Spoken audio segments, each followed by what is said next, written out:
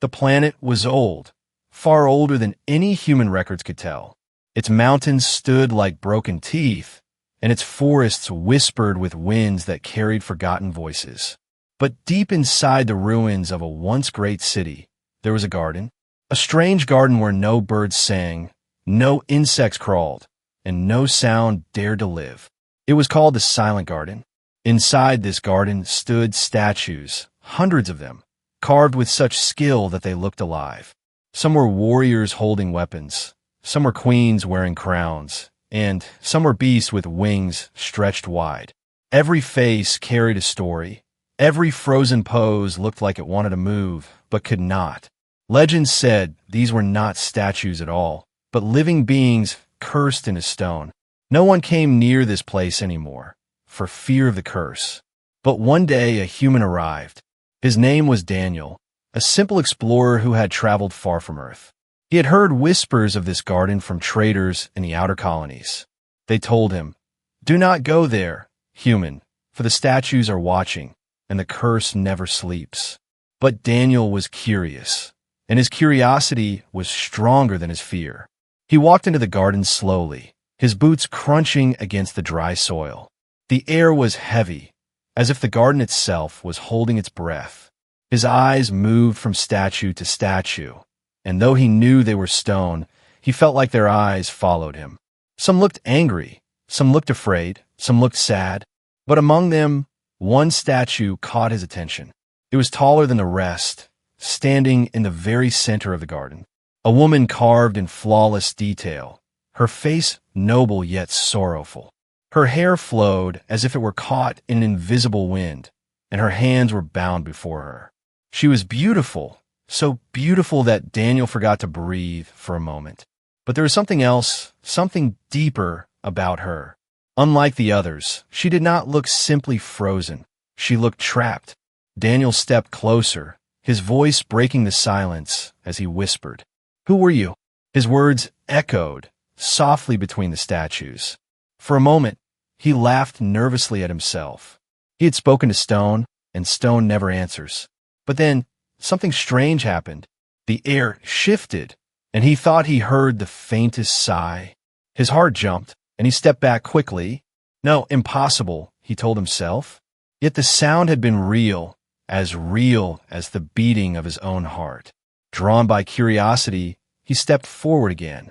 His hand trembled as he reached out, but he did not dare touch the statue. Instead, he spoke again, his voice louder this time. "You look so sad, like you want to speak." The ground beneath him gave a faint shiver. A crack ran along the stone base of the statue, small but clear. Daniel gasped and stumbled back. The statue's lips, still stone, seemed to tremble. And then, in a voice so faint he almost believed it was the wind, he heard, "Do not stop speaking." His blood ran cold, his heart pounded in his chest. The voice was real, soft and broken, but real. He looked around the garden, but none of the other statues moved. It was only her, the woman in the center. Daniel's mouth went dry, but he forced himself to speak again. "You can hear me?" The answer came slowly, like a whisper carried from 1,000 years away. "Yes, your voice breaks the chains." The garden shuddered again, dust falling from the ancient statues. Daniel felt the weight of something unseen pressing against him. Fear told him to run, but wonder held him in place. He looked into the stone eyes of the woman, and for the first time, he felt she was looking back. He swallowed hard and continued speaking. "My name is Daniel. I'm from Earth. I don't know who you are, but I want to help." More cracks spread along her arms, glowing faintly with silver light. The ground trembled once more, warning him to leave. Yet Daniel did not move. The legend was true. The Silent Garden was not filled with statues. It was filled with prisoners. And one of them had just answered a human's voice. Daniel stood frozen in the middle of the Silent Garden. The voice he had just heard still echoed in his mind, soft yet powerful, like a memory that refused to fade. His breath came in short bursts, his hands trembling, but his curiosity was stronger than fear. He stepped closer to the statue, his eyes locked on her stone face. The cracks that had appeared were glowing faintly, as if light itself was trying to break free. He swallowed hard, forcing himself to speak again. You can really hear me?" he asked, his voice unsteady. The garden seemed to lean in his silence, every shadow waiting for an answer. And then, through the still air, came the faintest whisper. "Yes, your voice, it reaches me." Daniel's chest tightened, his heart beating faster. This was no trick of the wind, no game of his imagination. The statue, no, the woman inside, was alive. "Who are you?" he asked carefully, his voice soft but steady now. No answer came at first, only the sound of stone cracking slowly. Dust fell from her shoulders like old snow. She struggled to speak, her words broken and faint. "Cursed 1,000 years. I wait." Daniel took a sharp breath, his mind racing. 1,000 years, trapped in stone, waiting for a voice that could reach her. It sounded impossible, but the evidence was right before his eyes. Every instinct told him to turn around and run, but something deeper told him to stay. So he began to talk. He spoke about Earth, about oceans that stretched farther than sight. He told her about rain, about the way it touched the skin and cooled the world. He described the sound of birds, the laughter of children, and the music of his people. As his words filled the air, the cracks spread further across her stone form. Her lips twitched again, and this time he heard a sound that made his chest ache. A quiet gasp. "More, please do not stop," she whispered, her voice a little stronger. Daniel nodded, though she could not see him move. He kept speaking, his voice becoming steady, almost gentle. He told her of stars, how humans had always looked up at them with wonder, how they once dreamed of touching the sky, and now traveled among worlds. He spoke of hope, of freedom, of the small but beautiful things that made life worth living. As he spoke, light began to pour through the cracks in her body, glowing silver and gold. It spread across her chest, her arms, her face, until she looked less like a statue and more like a lantern wrapped in stone. The garden shook with every word, as if the curse itself hated the sound of his voice. But Daniel pressed on, refusing to stop. "Why me?" he asked at last, his voice carrying both fear and wonder. "Why does my voice reach you when no one else could?" For a moment, silence pressed heavy around him. Then came her answer, trembling but certain. "Not of my people. Only one untouched could free me, a human voice pure, unbound." The truth struck him like lightning. For 1,000 years she had waited, not for her own kind, not for kings or warriors, but for a stranger, a human who knew nothing of her curse. His presence here was not chance, it was destiny. The light grew brighter, blinding for a moment. The sound of stone breaking filled the garden, echoing like thunder. With a final crack, the statue's arms broke free, pieces of stone falling at Daniel's feet. She stumbled forward, her knees buckling, and before he could think, Daniel rushed to catch her. She collapsed into his arms, warm and trembling, no longer stone but flesh and blood. Her skin was pale, her hair long and dark, her eyes closed as if waking from the longest sleep. For a moment, Daniel forgot everything, the legends, the danger, even the fear. All he saw was a woman who had suffered 1,000 years of silence, and all he heard was the faint whisper of her breath against his ear. "You freed me," she said, her voice soft but filled with awe. Her eyelids fluttered open, revealing eyes that glowed faintly like stars. Daniel stared back, lost for words. He had come here only as an explorer, but now, in this strange garden, he had done something greater. He had broken a curse, he had awakened a legend, and he had no idea what price would come with it. The garden trembled again, louder now, as if the very planet had noticed her freedom. Daniel looked up at the other statues, their faces frozen in fear. A chill ran through his bones. This was only the beginning, and the silent garden was no longer silent. Daniel held the woman carefully, his arms shaking under her weight. She was light, almost fragile, like someone who had not moved in centuries. Her breath came slow, uneven, as if her body was learning how to live again. The cracks of broken stone still surrounded her, pieces glowing faintly before turning to dust. The silent garden felt alive now, its silence broken forever. Her eyelids fluttered again, and this time they opened fully. Her eyes shone with a faint silver glow, like stars reflected in water. They locked onto Daniel's face, confused, searching, almost afraid. For a moment, she said nothing, as if the language of speech itself was new after 1,000 years. Then she whispered, her voice trembling, "You are not one of them." Daniel swallowed hard, his voice shaky but steady enough to reply, "I'm human from Earth. I don't even know who they are." She blinked slowly, as though tasting the word human. Her lips parted, and she let out a soft, bitter laugh. A human voice, the curse breaker. It is true. Her strength was returning bit by bit. She pushed herself gently away from his arms, trying to stand. Her legs wobbled. Her hands shook, but her will was stronger than her weakness. Daniel reached out to help, but she lifted a hand, refusing. "I have been stoned for 1,000 years," she said, her tone both sorrowful and proud. "I will stand on my own." She rose slowly, her body trembling like a newborn taking its first steps. Her long hair fell down her shoulders, shimmering faintly as if it still carried the magic of her prison. The garden around them groaned, the air heavy. The other statues remained silent, but Daniel could not shake the feeling that they were watching. "Who are you?" he asked softly. The woman turned her head, her glowing eyes scanning the garden before resting back on him. "My name once meant power," she said, her words carrying bitterness. "I was a princess of the Celestian Empire, heir to a throne of stars, until betrayal turned me into stone."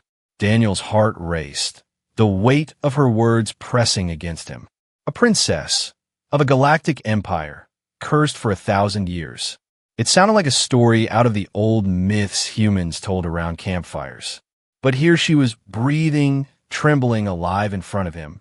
"Why were you cursed?" he asked, his voice gentle. Her eyes darkened, her face tightening with pain. "My family feared me. My voice carried hope, and hope was dangerous. They called me a traitor, accused me of betrayal. Their judgment was swift, their magic cruel. I was turned to stone, left here to be forgotten." Daniel felt a chill crawl down his spine. The cruelty of it, the thought of being trapped, unable to move, unable to speak for 1,000 years. He shuddered, unable to imagine the torment. But her voice was calm, almost too calm, as if pain had long become her companion. Her gaze softened as she studied him. "And yet, it was you, a stranger, a human, who broke the silence. The curse said only a voice untouched by my people could free me. Your voice, Daniel, it carried freedom." Daniel froze.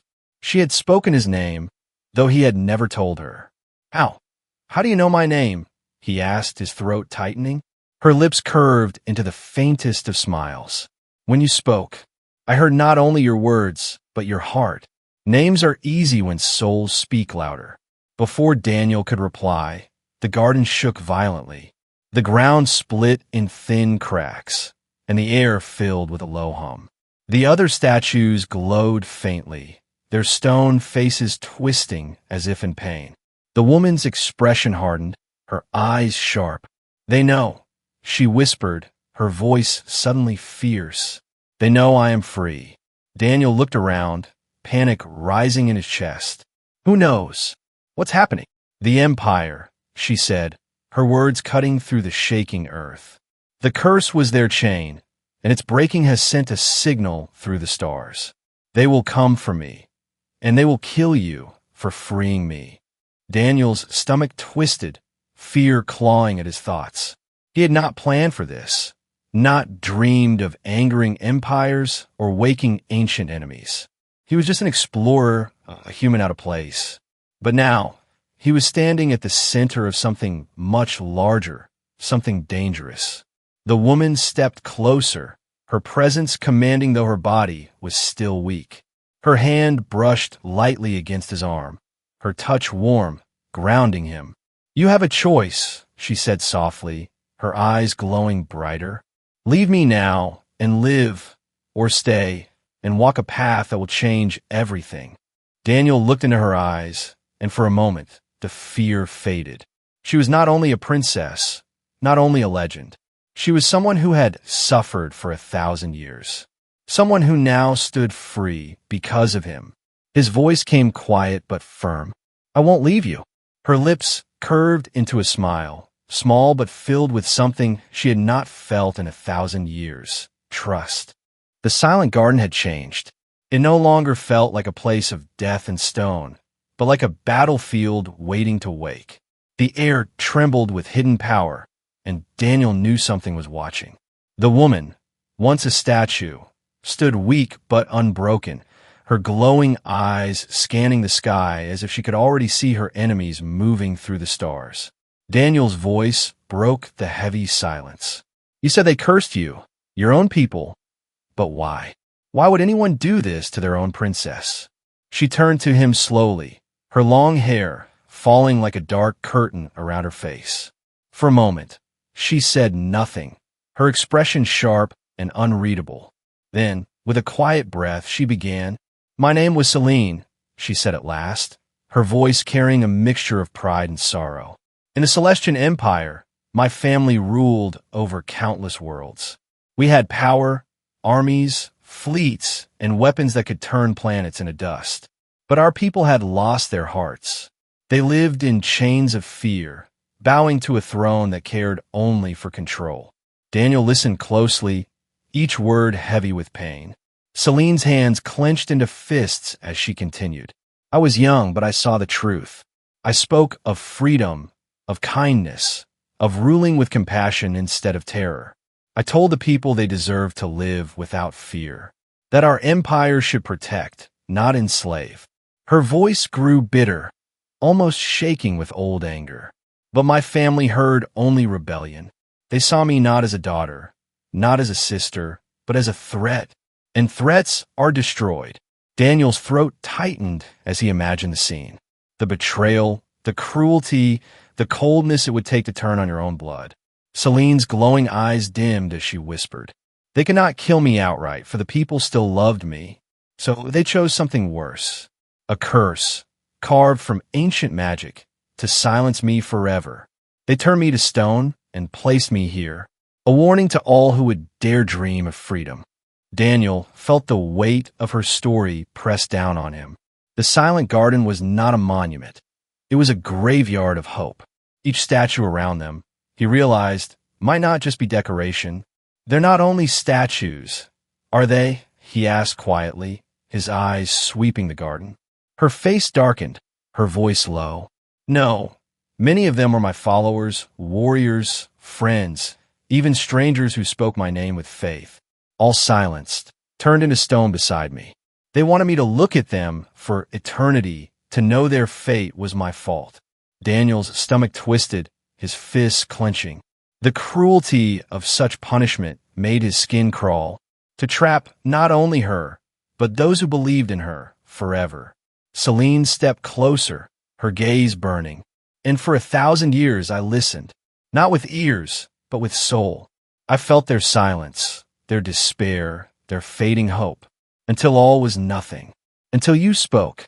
Her words struck deep.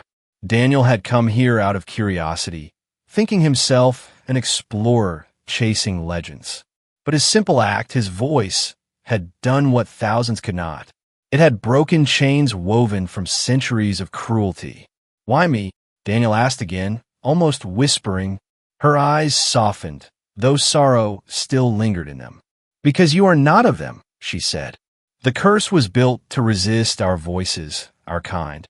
Only one untouched by Celestian blood could shatter it. A stranger, a wanderer, a human. You were the one written into the spell, though no one could have known when, or if, you would come." The truth sank into Daniel like cold water. It was not luck, not accident. He had been the key to her freedom all along. And now, because of him, the curse was broken. But that also meant the signal had gone out, a beacon across the stars. Her enemies would know, and they would come. Celine's expression hardened as she lifted her chin. They will not allow me to live, Daniel. To them, I'm still a traitor, still dangerous.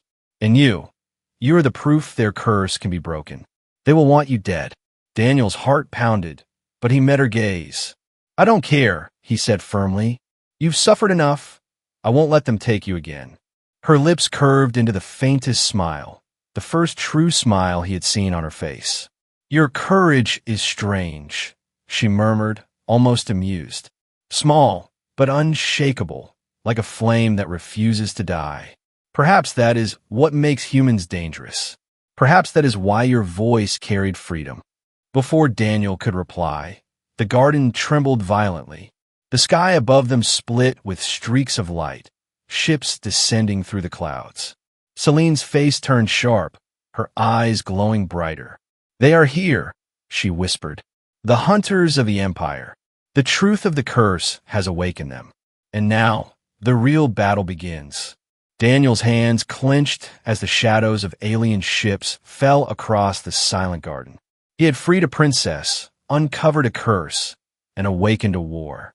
The time for silence was over, and his voice had started something that could not be undone. The silent garden trembled as shadows spread across the ruined city. The quiet sky filled with thunder, but it was not thunder of storms. It was the roar of engines. Strange ships descended through the clouds, their dark metal shining with alien symbols. They moved like predators, circling, waiting, ready to strike. Daniel stood frozen, his heart pounding in his chest. This was no longer myth, no longer a story whispered by traitors. This was real, and the danger was falling from the heavens. He glanced at Celine, and though her body was weak, her eyes blazed with fire. They came faster than I feared, she whispered, her jaw tight. The Empire's hunters, they have been waiting for this moment. For them, my freedom is not only a threat, it is a crime. They will kill me to keep their chains unbroken. Daniel swallowed hard, fear twisting inside him. He had no weapon, no ship, no plan. He was only one man, a human explorer with nothing but courage and his voice. But now he stood beside a woman who had once been a princess, a rebel, and a legend. The ships descended lower, beams of light sweeping across the ground like watchful eyes. The other statues in the garden seemed to groan, their stone faces cracking under the weight of the signal. Celine steadied herself, her voice sharp. They will come here, to this place. The curse's breaking has told them exactly where I stand. There is no hiding now. Daniel clenched his fists, his voice unsteady but determined. Then we fight. I won't let them take you back. Celine turned to him, her expression a mix of surprise and something softer. You are human, Daniel. You are not part of this war. Why risk your life for me? Daniel met her glowing eyes without hesitation. Because you've already lost 1,000 years. Because no one stood for you then. But I will stand for you now. Her lips curved, not into a smile, but into something fiercer, a look of respect. Then we stand together, she said, her voice firm. She raised her hand, and faint sparks of silver light shimmered across her skin. Her powers were returning, slow and weak, but alive. The curse had not destroyed her completely. It had only slept, waiting to awaken. The first ship landed with a crash outside the ruined garden walls. Its doors hissed open, and figures stepped out. Tall, armored beings with faces hidden behind masks of steel. Their weapons glowed with energy, their movements sharp and cold. Hunters of the Empire, bred for one purpose, to kill. Daniel's breath caught, his instincts screaming at him to run. But his feet did not move. Celine stepped forward, her presence strong even in her weakness. Her voice carried like a blade. Your empire failed once when it tried to silence me. It will fail again. The hunters raised their weapons, beams of red light charging with deadly hums. Daniel's chest tightened, panic clawing at him. He had no weapon, no shield, nothing but his voice. And then he remembered. The curse had broken not with power, but with words. It was his voice that had set her free. Perhaps, somehow, it could still protect her. He shouted, his voice cutting through the air. "You'll have to go through me first." The words echoed strangely, as if the garden itself carried them. The statues around them seemed to tremble at his cry. Celine's eyes widened, silver light burning brighter as if fueled by his defiance. The hunters hesitated just for a moment. That moment was enough. Celine raised her hands, and silver energy erupted. It struck the ground like lightning, sending shock waves through the garden. Stone shattered, dust rose, and the hunters were thrown back, their weapons flaring uselessly. Daniel staggered, shielding his eyes from the blast. When the dust cleared, Celine stood tall, her hair whipping in the storm of her power. She was still weak, still fragile from her prison, but she was no longer helpless. The princess of the empire had awakened. More ships descended, their shadows blotting out the sky. Hundreds of hunters poured into the ruins, surrounding the garden. Daniel's breath caught, fear pressing down on him again. "We can't fight all of them," he said quickly. Celine nodded, her expression grim. "No, not here, not yet. We must escape before the full force of the empire arrives." Her eyes flicked to him, steady and unyielding. "But I cannot escape without you. Your voice, it binds me still. Without you, I will fall." Daniel's chest tightened, but he nodded. "Then we run together," he said, his voice steady. Celine's lips curved into a fierce smile. "Together," she repeated. The garden shook again as hunters regrouped, their weapons raised. Celine grabbed Daniel's hand, her touch burning with energy. And with one last look at the silent garden, the place of her prison and her awakening, she whispered, "1,000 years of silence is enough. Now let the galaxy hear me roar." The two of them fled into the ruins as the hunters gave chase. The war had begun, and the empire would stop at nothing to take her back.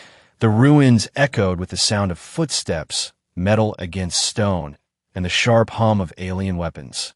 Daniel and Celine ran through the broken streets of the ancient city, the hunters close behind.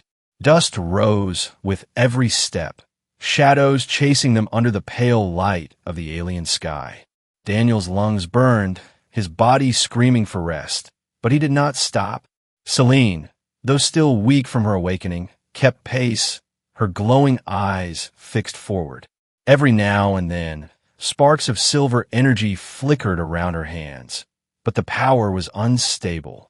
She was not yet whole, not yet the warrior she once had been. Behind them, the hunters shouted in their strange metallic voices. Their weapons fired beams of red energy, scorching the walls and sending fragments flying. One blast nearly struck Daniel, searing past his shoulder and exploding against a ruined column. He stumbled, but Celine pulled him forward, her voice sharp. "Do not stop, Daniel. Your life is not yours alone anymore. It is tied to mine." They darted into a crumbling hall, its ceiling half broken and open to the sky. Statues lined the walls, their faces worn by centuries, their bodies cracked and silent. Daniel leaned against one, gasping for air. "We can't keep running forever. They'll catch us." Celine turned to him, her chest rising and falling as she steadied her breath. "You are right. We must fight, even if the odds are against us." Her voice was calm, but in her eyes burned a fire that refused to be extinguished. Daniel looked at her with doubt. "How? I don't have a weapon. I don't even know how to fight them." Celine stepped closer, placing her hand gently over his chest. "You fought already, Daniel, with words, with courage. Your voice broke a curse older than your world. That same courage can break more than stone." Before Daniel could answer, the hunters burst into the hall, their weapons raised. Energy beams lit up the darkness, the air filled with the smell of burning stone. Celine stepped forward, her hands glowing brighter than before. She raised her arms and unleashed a wave of silver light. The energy swept across the hunters, knocking several back like toys. But the effort made her stumble, her knees nearly giving way. Daniel caught her quickly, holding her steady. "You can't push yourself like this," he said, his voice firm. She looked up at him, her expression fierce despite her weakness. "I have no choice, Daniel. If we fall here, the galaxy remains in chains." The hunters regrouped, surrounding them in a circle, their weapons charging again. Daniel's heart pounded as he looked at the glowing red barrels aimed at them. For a moment, fear threatened to crush him. But then he remembered the garden, the way his words had set her free. If his voice could awaken her, maybe it could awaken more. He shouted into the hall, his voice strong and defiant. "You will not take her. Do you hear me? She is free, and nothing will chain her again." The statues lining the walls trembled, cracks spreading across their stone faces. Daniel's words echoed, carried by something unseen. Celine's eyes widened as she felt the shift. "Your voice, it is awakening them," she whispered. The hunters looked around in confusion as the statues began to glow faintly. One by one, the cracks deepened, and faint lights shone from within the stone. They were not just decorations. They were Celine's followers, trapped as she had been. And now, Daniel's voice was stirring them from their prison. Celine raised her hands again, silver light dancing wildly. "With your courage and my power, Daniel, we can break them free." Together, they shouted, not words of fear, but words of defiance. "Rise! The time of silence is over." The statues shattered, stone fragments exploding into the air. From within stepped figures of flesh and blood, warriors with glowing eyes like Celine. They fell to their knees, gasping as if breathing after endless centuries. Then they turned their eyes to her, their voices uniting in a single cry. "Princess!" The hunters froze for a moment, realizing their prey was no longer two, but many. Celine's followers, weak but alive, rose to fight, their hands glowing with the same ancient power. The hall erupted into chaos, energy beams colliding with silver light. The battle shook the ruins, the ground splitting under the force of clashing powers. Daniel fought not with weapons, but with his voice. He shouted, encouraged, called to the warriors as they awoke. His words gave them strength, each one breaking another chain. Celine stood beside him, her power growing with every freed ally. The hunters were skilled, merciless, but they were outnumbered now. For every warrior they struck down, two more awoke from stone. The ruins became a storm of light and fire. And for the first time in 1,000 years, Celine's people fought not in silence, but in freedom. At last, the remaining hunters retreated, their ships lifting into the sky. The ground was littered with broken stone and scorched walls. Celine stood tall, her hair glowing with silver sparks, her eyes bright with power. She turned to Daniel, her voice filled with awe. "You gave them back their lives, Daniel. Without you, they would still be stone. You are more than human. You are the spark."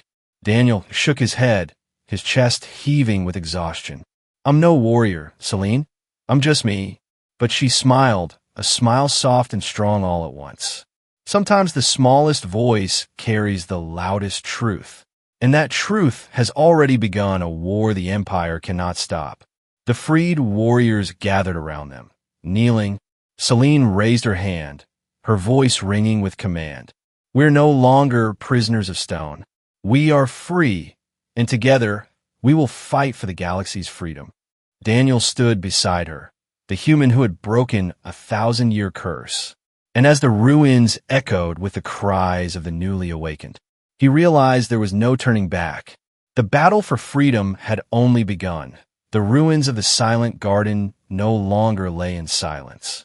The once dead city now pulsed with life, voices echoing through the broken halls. Celine's people, freed from their stone prisons, stood together, weak but alive, their glowing eyes shining with new hope. For the first time in 1,000 years, the chains of silence were broken. Daniel stood among them, his clothes torn, his face covered with dust, but his spirit unshaken. He looked at Celine, who now stood tall like a queen reborn, silver sparks dancing around her hands. The weight of centuries clung to her shoulders, but so did something new: freedom. And freedom gave her strength.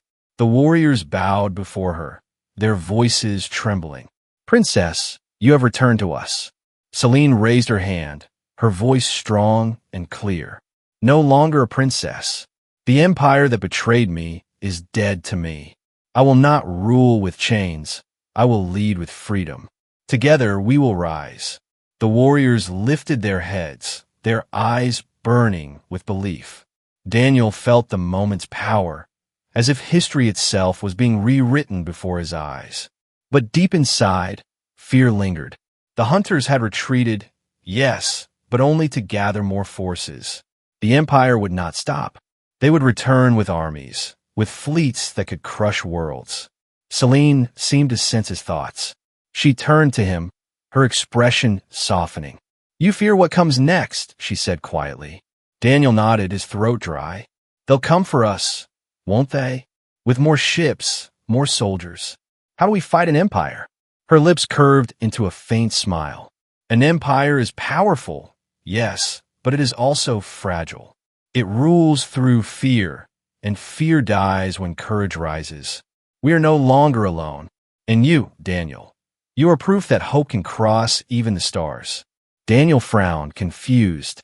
"I'm no leader, Celine. I'm not even a fighter. I'm just a man who spoke when no one else could." Her hand touched his shoulder, her eyes glowing softly. "And that is why you matter?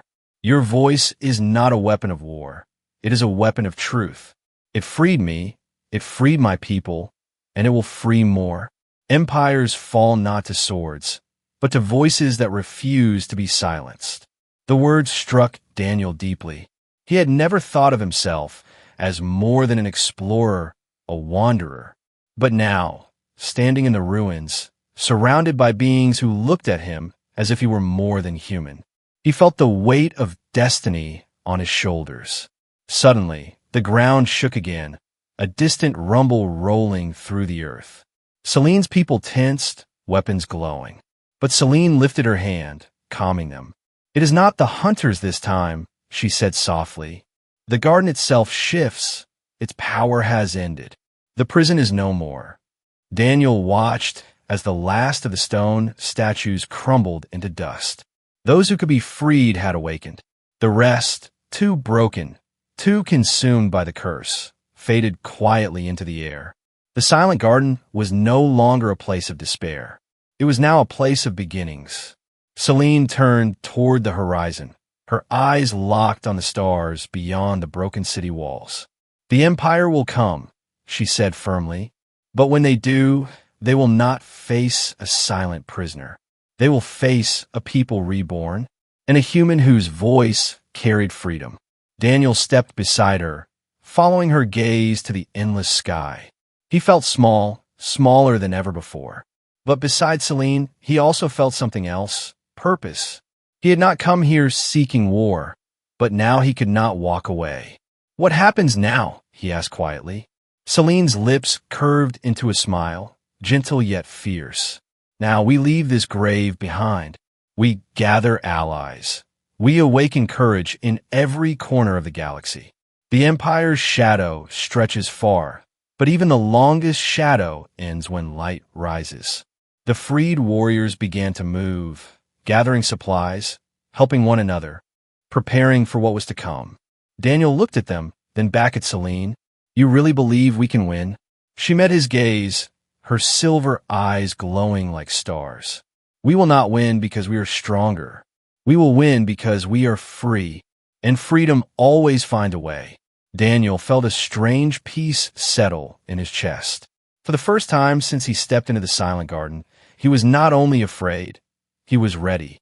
The Empire might bring fleets, might bring endless soldiers, but they could never silence 1,000 voices shouting together. As the sun rose over the ruins, Celine whispered, her voice soft but certain. 1,000 years I was silent.